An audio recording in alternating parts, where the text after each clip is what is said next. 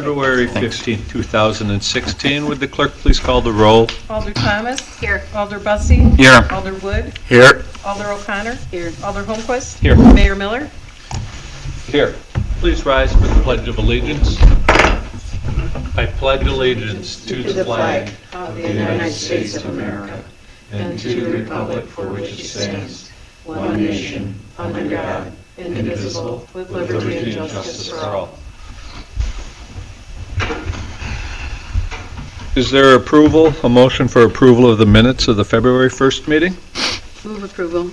Is there a second? There's a second. Any corrections or deletions or changes? Hearing none. All those in favor say aye. Aye. Opposed, say motion. Minutes have been approved. There's no one here this evening for the appearances section. There is no public hearing this evening. We have several items for a consent agenda. The first is the approval of applications for operators licenses for several individuals and also application for other operator licenses.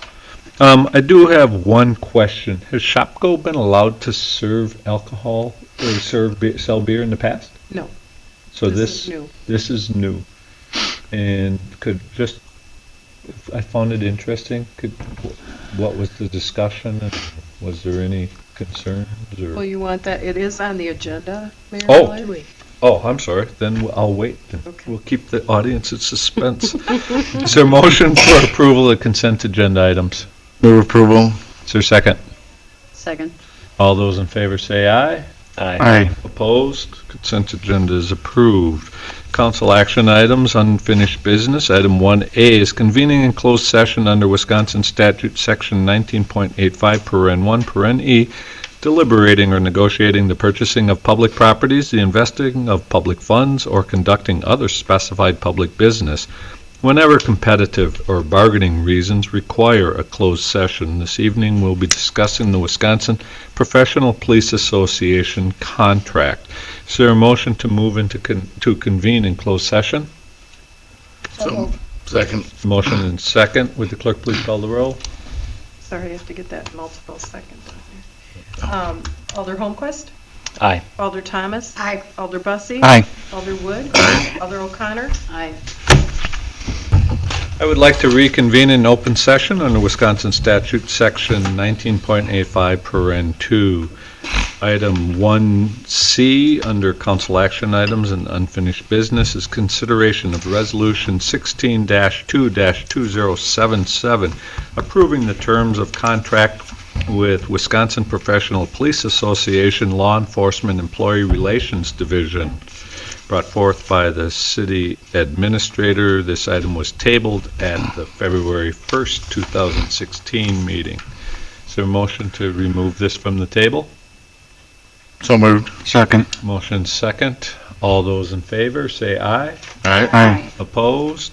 Is there a motion for approval? I will move approval with the provision that none of the three memorandums of understanding that were attached at the end of the contract be included in that, so they are not part of the collective bargaining agreement. Is there a motion? That's the motion. Is there a second? Second. Motion and second. Would the clerk please call the roll? Alder O'Connor. Aye. Alder Holmquist. Aye. Alder Thomas. Aye. Alder Bussey. Aye. Alder Wood. Aye. All right, item 2, new business. You will note the first item starred for immediate action is consideration of 2015-16 Class A fermented malt beverage license application for Shopko Holding Company LLC, known as Shopko Store Number 32, 2101 West Broadway, Monona, Wisconsin, 53713, brought forth at the License Review Committee. Is there a motion for... Mayor, before we do that, I'm going to recuse myself from consideration of this matter because my partner works at Shopko, and while it's not a financial conflict of interest, I'm not sure. I don't think I could make an unbiased decision. So. Okay. Alder Wood will be recusing himself. Is there a motion to suspend the rules? So move. Take this item out of order. It's been seconded. All those in favor say aye. Aye. Opposed? Is there a motion for approval? Move approval. Is there a second? I'll second it for discussion. All right, motion and second. Is there another committee member other than you, Alderwood, or Joan? Can you Joan could address- talk about it, or, I mean, I'd be glad to relate, Okay. Well, you we'll know, what start the, with Joan. what the committee. If we need clarification. City Clerk?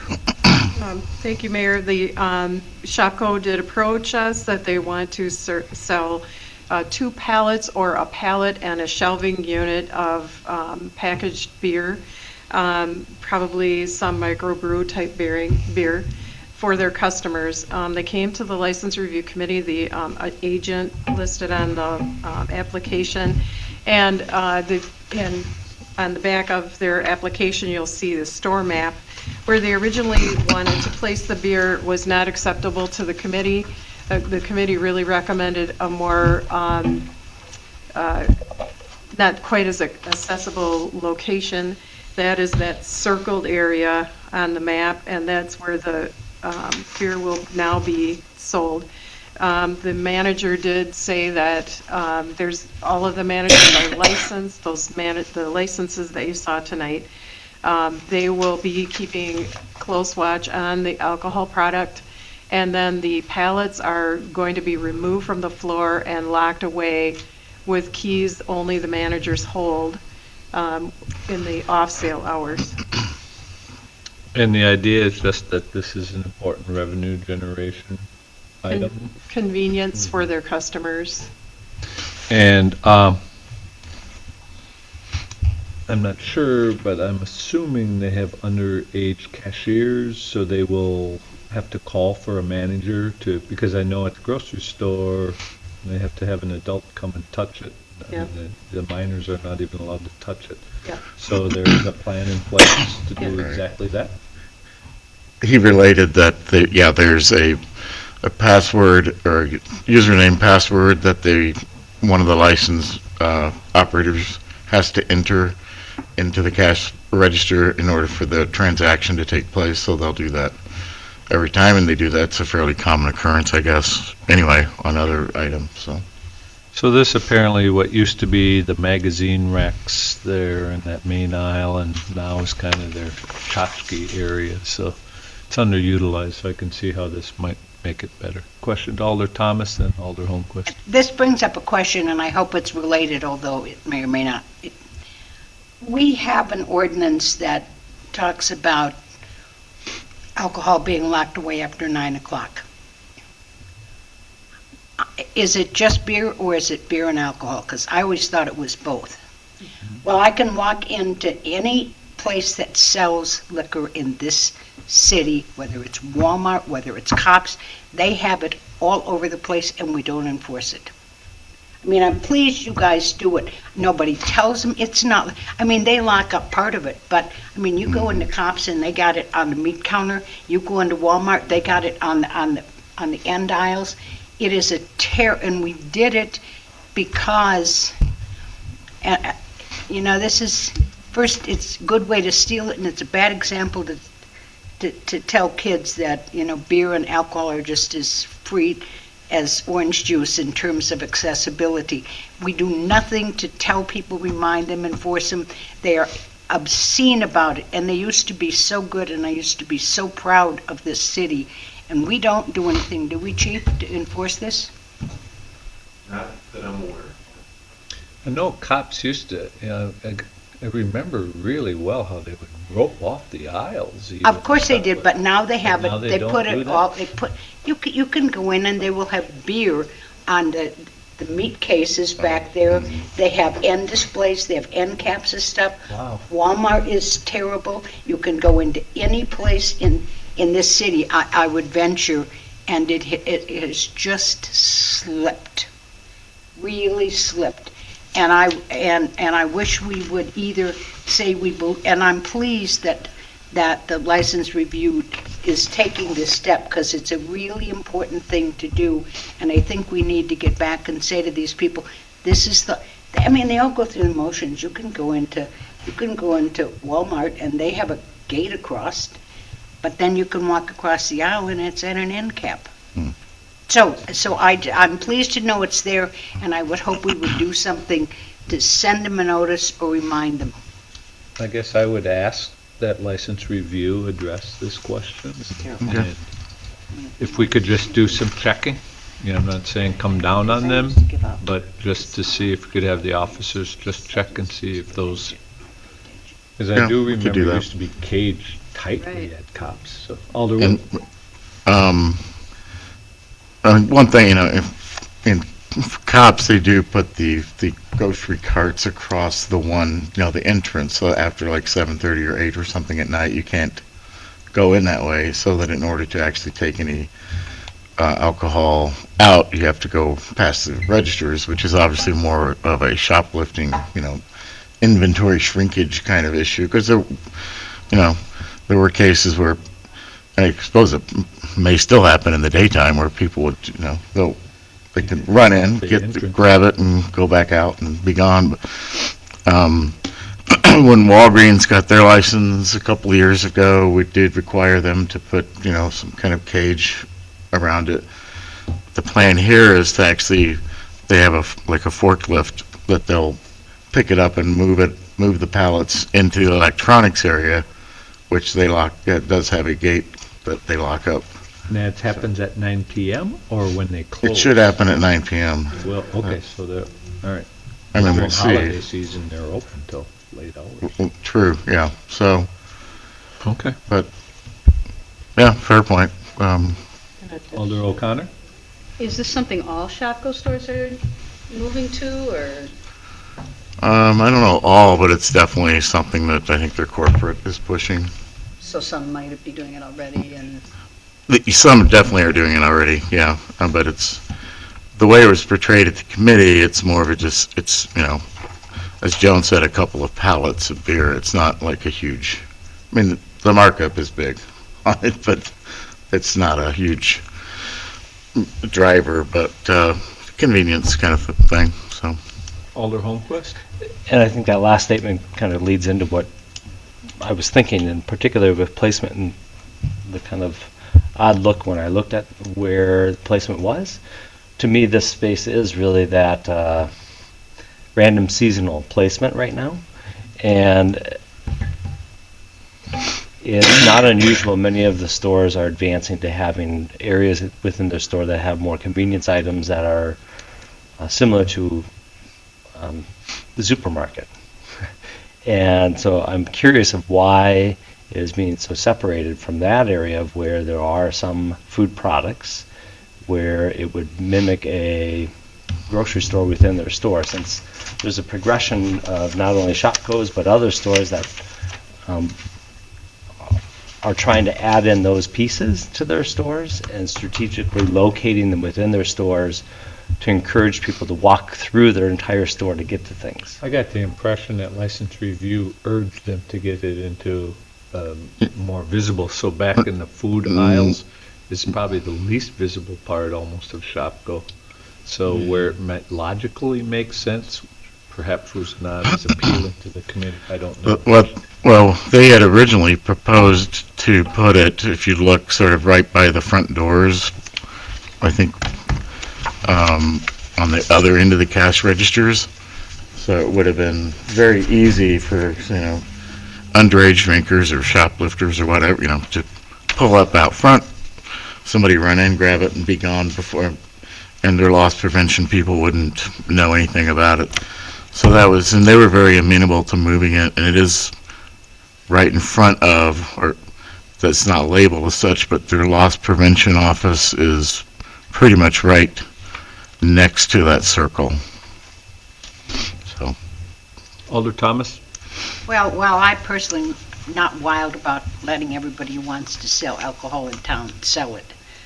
If I can justify it for Walgreens, if I can justify it for every place where I can buy gas in town and stop and get gas and a beer, I think that Shopko may be struggling to keep customers, and I'd like to keep them as a business in town. So if we can come out with a reasonable agreement, I think they make more sense than Walgreens, quite honestly. So if as long as they lock it up at 9 o'clock, keep it reasonably protected and can watch that people aren't taking it, I certainly see no reason not to do it.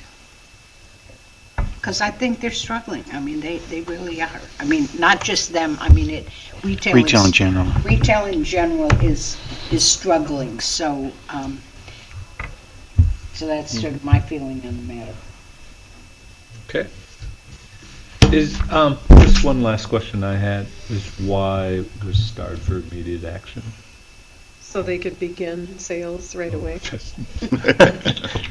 Okay, I guess The sooner Alder they can sell Thomas, it. Alder Thomas rests her point. You know, they need the business, so, all right. Fair enough. Further discussion, hearing none, all those in favor say aye. Aye. Opposed? All right. Give me a six-pack of Tyrannia Rocky Raccoon, please, Shopko. Item 2B. Again, start for immediate action is consideration of 2015-16 Class A liquor cider only application for PDQ Food Stores, known as PDQ Store Number 123, 105 East Broadway, Monona, Wisconsin, 53716. Again, brought forth by License Review Committee. Is there a motion to suspend the rules? Move to suspend the rules, take this item out of order. Is there a second? Second. All those in favor say aye. Aye. Opposed? Is there a motion for approval? Move approval. Is there a second?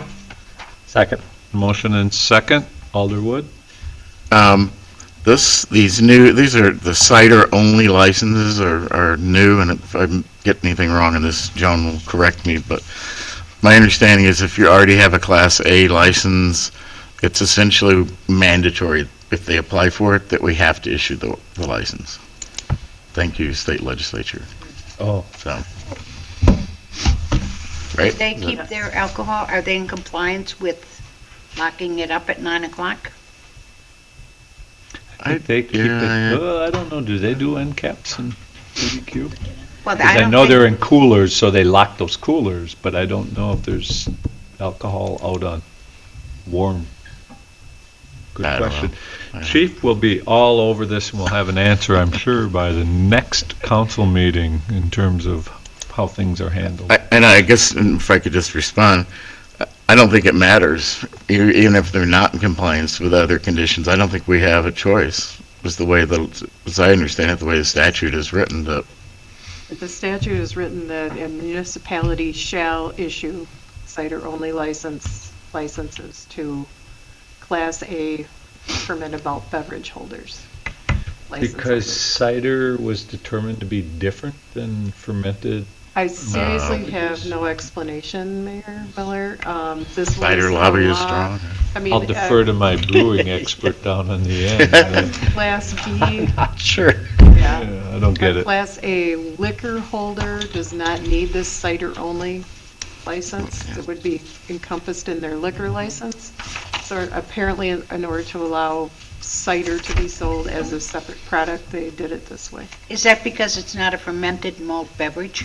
It's a fermented fruit, but it is not a fermented malt. Well, So- there you go. And it's red hot, so everyone wants to Yeah, sell this cider is it. now, so. Increased in It's popularity, I'm fermented, sure. All right, further discussion? Hearing none, all those in favor say aye. Aye. Opposed? It has been approved. Item C is consideration of Resolution 16-2-2078, the purchase approval of 2 police vehicles brought forth by the Public Safety Committee. Chief? I would note earlier this evening, Personnel and Finance did approve For this. 2? For How 2. generous. Well, originally we had 3, but due to some creative work with the mayor, we were able to get 1 last year, so that cut us down to 2, so we saved some money. Okay, so we'd like to replace 2 of our older squad cars. One is a 2012 Dodge Charger, and the other is a 2006 Ford Explorer. When we graded them out with the mechanic's assistance, they're both at the point where they're recommended for replacement. For example, the Charger has cost us a lot of money. We've already spent 38% of the purchase price of that car in maintenance costs, and the Ford Explorer is also up there at 37%. The two vehicles we would like to purchase to replace them with are 2016 Ford Utility Police Interceptors. One would be a unmarked vehicle and one would be a marked vehicle. And there's two different costs here at the bottom because we have to add one with a trailer hitch so we can pull around the speed trailer. That's why there's two different prices on those two cars. There was $70,000 allocated in the capital budget to pay for these vehicles, so that would leave us approximately $10,000 to buy the new equipment and the changeover costs. This is not starred for immediate action, but we do need to get these prices, we need to make that order before March 11th. That's the cutoff date. So if it's not for Move to immediate. suspend the rules and take this item out of order. Second. There's a motion second to suspend the rules, take this item out of order. All those in agreement, say aye. Aye. Opposed? Is there a motion for approval? Move approval? Second. There's a motion and second. Discussion? Hearing none, would the clerk please call the roll? Alder Wood. Aye. Alder O'Connor. Aye. Alder Holmquist. Aye. Alder Thomas. Aye. Alder Bussey. Aye. Go get 'em, Red Ryder. Are Thank we you. going to get the two that we're replacing? Yeah. Those go to Public Works, and the Public Works Director says they are going to auction. They don't want those around. They're not really good cars at this point. Sorry. Okay. Thank you, Chief. Mhm. Item D is consideration of Resolution 16-2-2081, approving a contract with Schmitz Auto Incorporated to provide towing and impound services. Chief. Lieutenant Weigel worked on this project. I'm going to hand this one over to him. to Oh, you present. took us Alright. thunder earlier There you this go. evening. I will note at the last meeting, Greased it for it was approved by Personnel and Finance. Lieutenant, welcome. Thank you. There was a lot of confusion earlier this evening Is there a on this, need so. to take immediate action on this? There's no immediate hurry. The old contract would remain until it's approved.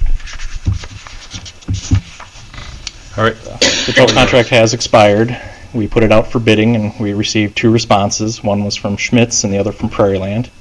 We reviewed the proposals, and it really came down to the pricing sheet, where Schmitz costs to us were quite a bit lower.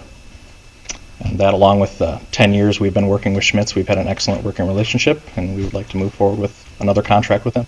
So I'm a little bit confused because I got the impression Alder Thomas would be willing to move this along, and you said there's no rush, but then you just said the contract has expired. So why would we not want? They'll continue with the pricing until the next contract is the signed. current contract, which one's cheaper? The Schmitz contract. Oh. Oh, the old one? So, Expired. Okay, let's just leave her That's rocking. right. Yeah. Good point. We'll bring this up in July. Okay. Questions, Lieutenant? Hearing none. All right. Thank you very much. Good job. Item E, consideration of ordinance 2-16-675 is amending section 6-1-4 of the Code of Ordinances regarding sidewalk assessment brought forth by the Public Works Committee. I will note earlier this evening, Personnel and Finance tabled this item. And before the Public Oh. Works Director talks, I just wanted to say a couple of things. I'm sorry Alderman Spate is not here because, much to his surprise, finally the committee agrees with him on this item, and we'll talk about it a little bit, but I'll let the director talk about it first. Mr. Stefani. Okay, thank you, Mayor. We did talk about this at the finance meeting, and it was tabled. At our September 2nd, 2015 meeting, the Public Works Committee did discuss the change in the ordinance language for sidewalks, and they recommended approval to change the sidewalk assessment policy to have the city cover the full cost of sidewalk installation for new sidewalks for residential properties. The city attorney did review this at the request of the city administrator. He did provide his opinion, which is included in the packet as well. Some questions that came out of finance from Alderman Bussey. How do we handle non-resident properties? And why are we doing this? He also wants Attorney Cole to come to the next, I don't know if it's city council or the finance meeting, but Do you want me to talk about this a little bit from the committee perspective? First of all, the committee believes that there may be places, particularly because the elementary school has been moved, where we may need to consider putting in some sidewalks. We are not talking about sidewalking the entire city. We are not talking about that. But our view was, if you're going to do just a couple of sidewalks, much like we have on Nichols right now and Dean, that it sort of isn't fair to make people who live, because you live on the way to the school, pay for the sidewalk, and because this is a community benefit, much like the streets are. So, and the people who live, who would have sidewalks put in, if there were some put in, would be responsible for shoveling them. So we think the fair thing is that since it's a community benefit, that the community would pay for it, much like we do the streets. So that's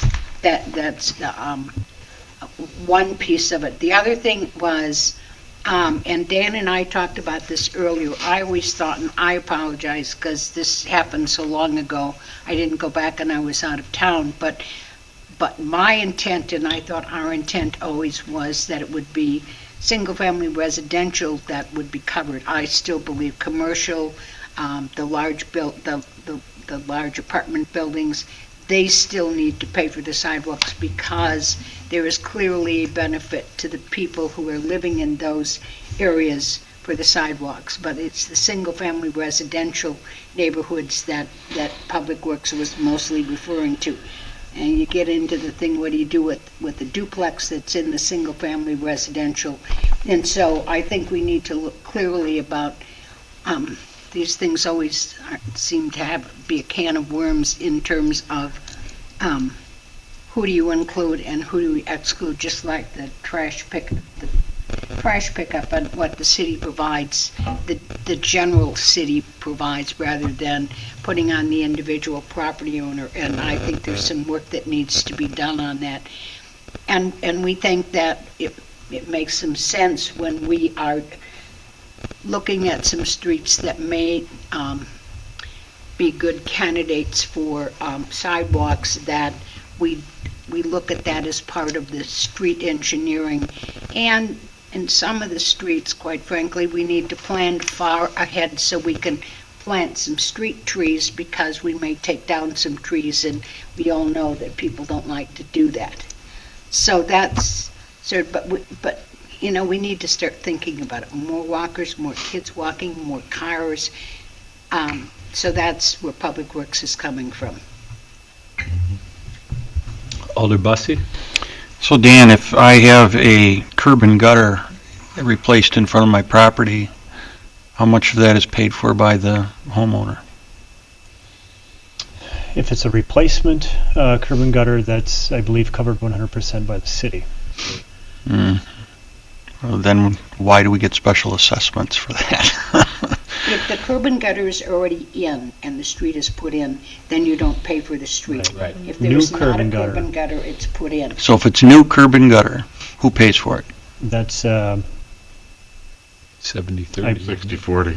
I think it's the 60/40, but it's a split assessment. So is the community benefit of the new curb and gutter that's put in? But the Let difference, me just finish. okay, There's a community benefit to the new curb and gutter, yet we charge.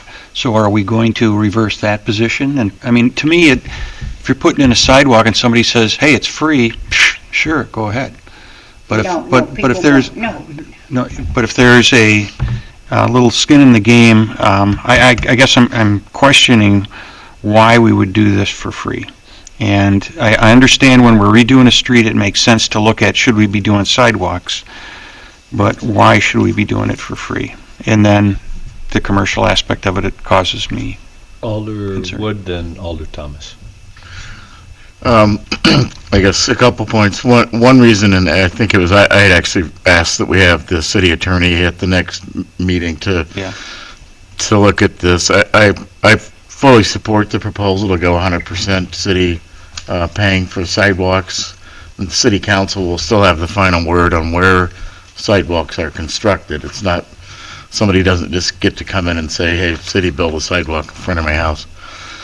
I just think there's, to me, some lack of clarity in the assessment and repair policy part of the, I think it's section E of that part of the ordinance, that I personally would at least would like to have Bill here to explain what he thinks is the best way to handle it. And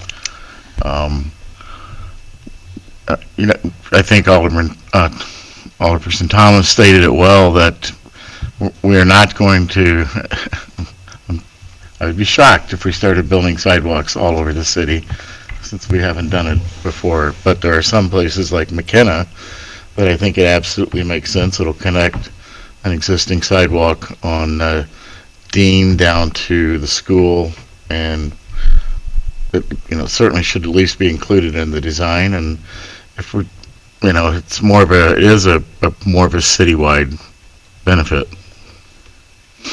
So. Alder Thomas?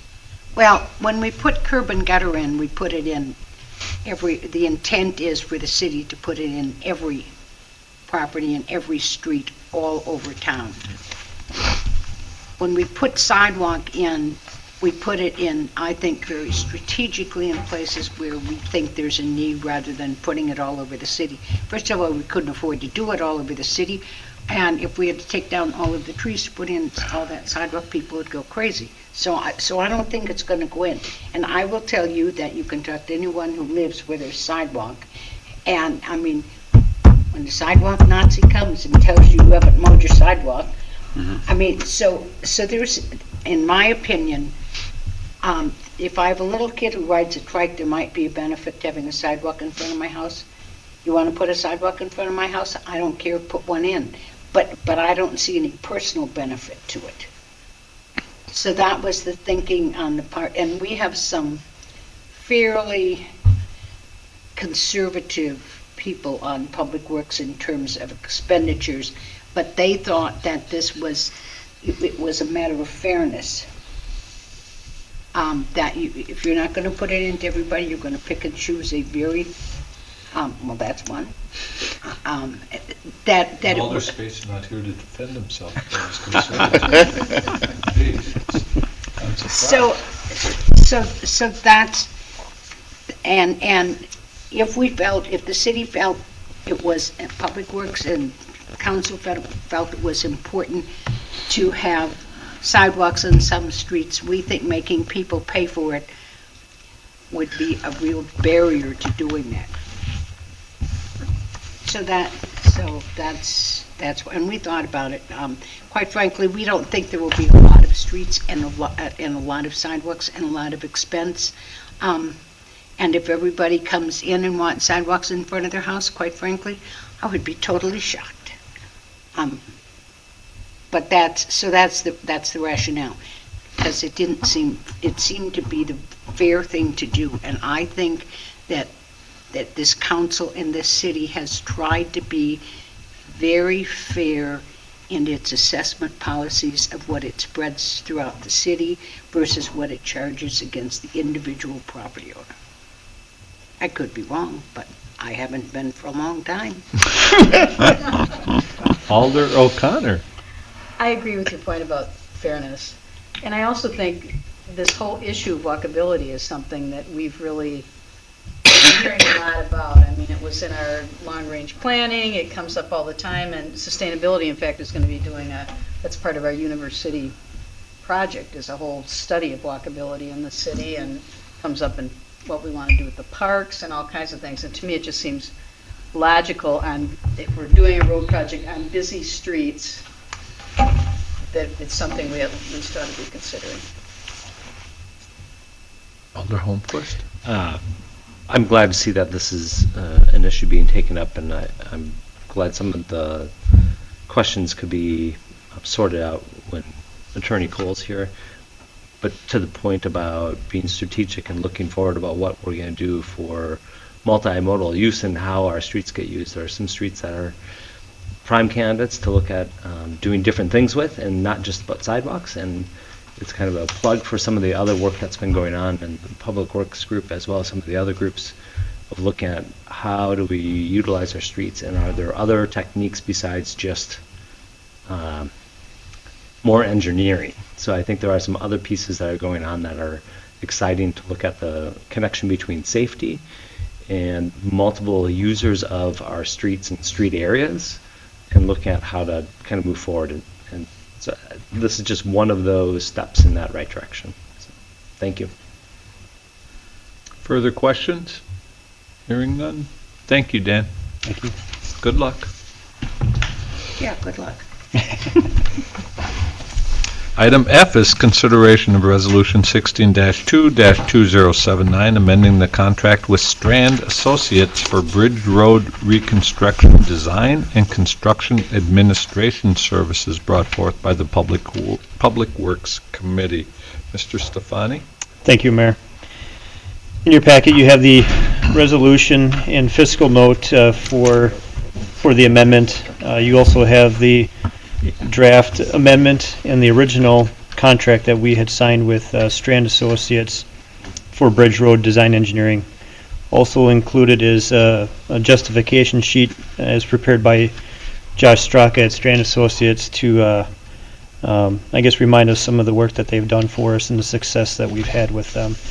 The Public Works Committee did review this and approved this at our February 3rd meeting to bring to Finance and Council for the amendment change.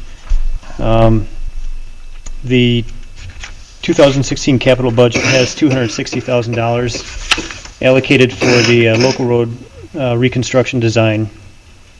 It's an additional $247,900 for design-related expenses for the local road reconstruction project.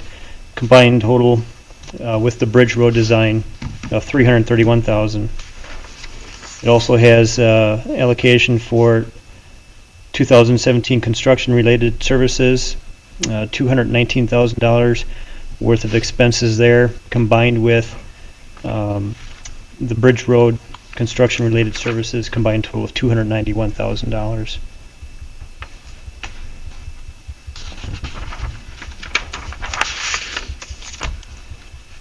Questions? This was approved earlier this evening at Personnel and Finance. All right, see you at the next meeting. Thanks, Dan. Thanks, Dan. Thank you. Item G is consideration of Resolution 16-2-2080, approving a contractor agreement with Accurate Appraisal LLC for assessment and revaluation services for the city. City Administrator Little. At our last council meeting, we heard from Jim Danielson from Accurate Appraisal, and the other bidder was Associated Appraisal, and we decided to accept the proposal from Accurate Appraisal after hearing from Mr. Danielson. I drafted a contract, and it's been approved by the finance director, the city attorney, and Mr. Danielson. And just to give you some highlights of the contract, it's a 4-year contract, and the payment will be $42,000 annually. And it spells out some things that they will not get a separate charge for, such as mailing notices of assessments to all properties, not just those that had a change. We can terminate the contract after 30 days of written notice. And it really covers 2 different types of services. One is annual maintenance assessment services like we've been doing in the past, wherever there's been some changes in a parcel, wherever there's been a building permit applied for, etc. And over the term of the 4 years, in the second part of the contract, they will be doing a data update of all the property cards by physically inspecting both interior and exterior 25% of the city each year, so that after 4 years, from 2016 to 2019, each property in the city is going to be physically inspected at least one time, and the property record cards updated to capture anything, any work or improvements that may have been missed over the last several years, so that all the properties are up to full taxable value by the end of all the inspections. I think those are just kind of the highlights. Anyone had any questions? Questions? Alder Bussey? Is there any reason, or is there a reason why we would want to approve this tonight, or should this wait? We'd prefer to keep it moving because usually, I forget the rules, but I think it's in June, we're supposed to do the border review, and whether they're done or not, we'll have to have a border review. So you'd like There's a timeliness to the process. So you'd like us to suspend the rules? If you wouldn't mind, that would be I'll fantastic. move to suspend the rules and take this item out of order. Is there a second? Second. Motion second, suspend rules, take this item out of order. All those in favor say aye. Aye. Opposed? Is there a motion for approval? Move approval. Is there a second? Second. I'll let you decide who There you go. seconded that. Further discussion? Hearing none, would the clerk please call the roll? Alder O'Connor? Aye. Alder Holmquist? Aye. Alder Thomas? Aye. Alder Bussey? Aye. Alder Wood? Aye. Nice job, April, in getting that hashed out. Item H is reports of committees, commissions, boards, and everyone else. Alder Holmquist.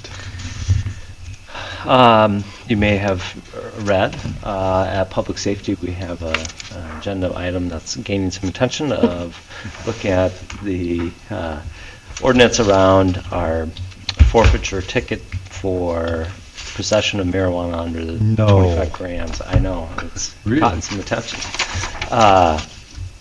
So that is up for, would be on our next agenda.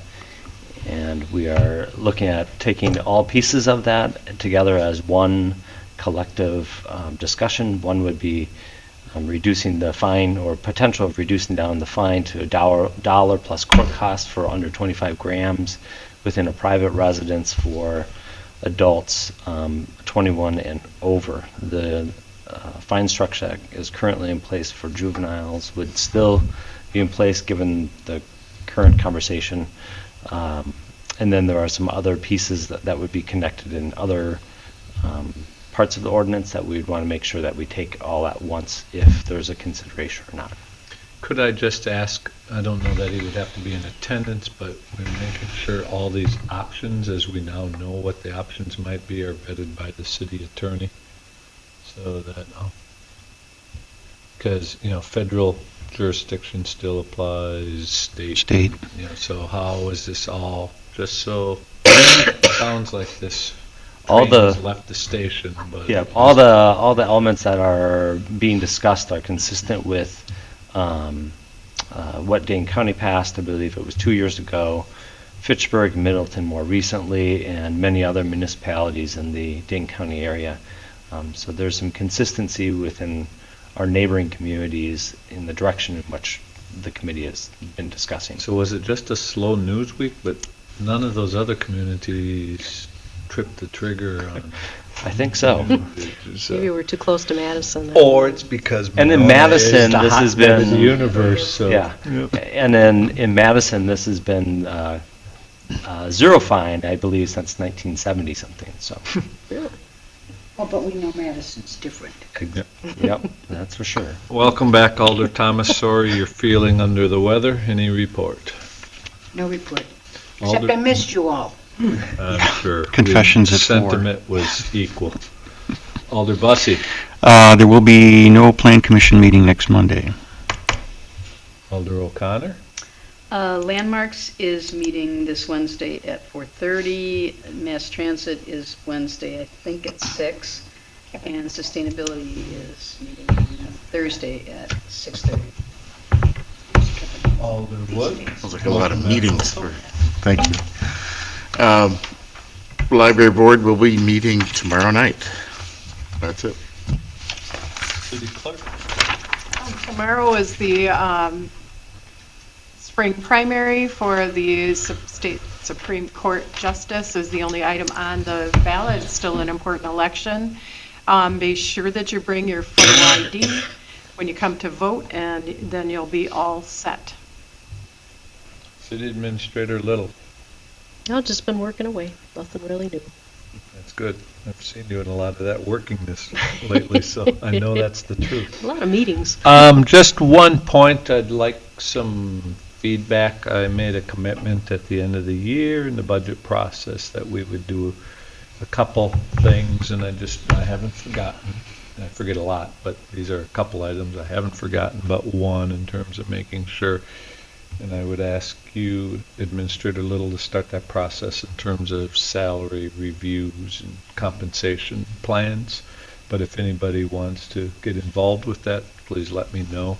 And secondly, in the tough budget process that ended, was that, I'm paraphrasing now, but there are no sacred cows in the community, and two items that need to be taken a look at is mass transit and how that fits and evolves, and also our 911 call center.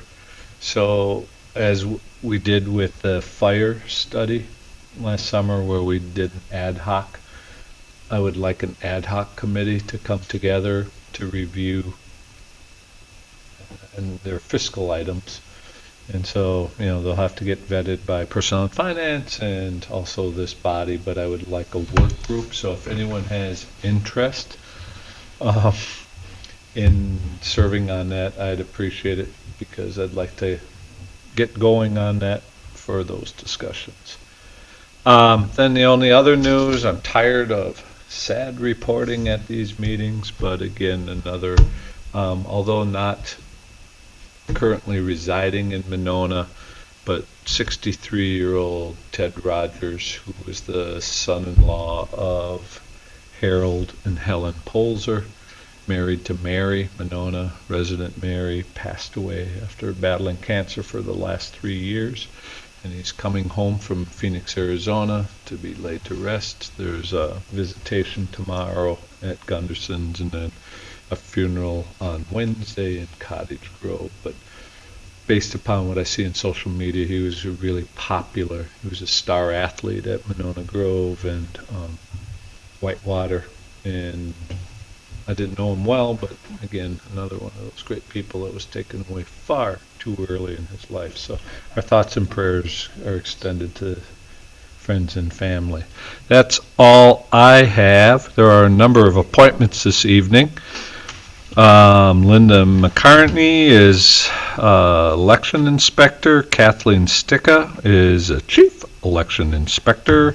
Matthew Bittorf, who you may recall served many years back in the video dungeon back here, helping us through these meetings, has asked to be appointed to the Community Media Committee. And then we have 3 members.